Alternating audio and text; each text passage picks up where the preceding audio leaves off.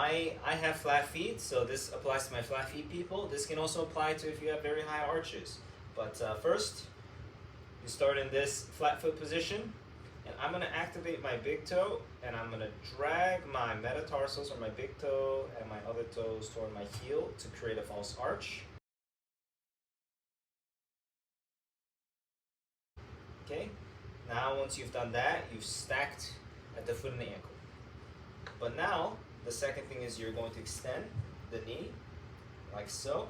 And what that's going to do is it's going to force your quads and the ankle stabilizers to fire at the same time. And now I'm stacked from the knee down. The next step of this is to squeeze your glutes and get into a little bit of rotation with the hips like this, or I mean tilting. So if this is anterior tilting with it forward, this will be posterior tilting, so you get into a little bit of posterior tilt. Now I'm stacked from my toes to my ankle, knee, and to my hip. And let me give you a front angle here. Same thing. So I like to fan the toes out first. All right, now I'm going to pull into my arch. And if you look at the angle, right? So when it's pronated, you get that divot here, that angle. You don't want that. You want to pull.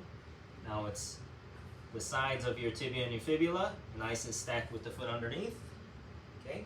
Now from that, extend my quads here, keeping that contraction of my foot.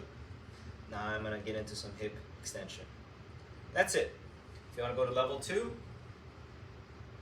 going to lift the other side, and all that does is load more and give you more challenge to hold that arch all the way from the ground up. And you'll know if you're failing because you'll either break and pronate here, you're trying to compensate by bending at the spine, the hips falling, or you're getting a lot of load in the toes that are on the outside rather than inside. These are all signs that you're going a little too far or a little too fast. You might want to start with the standing version. And that's stacking.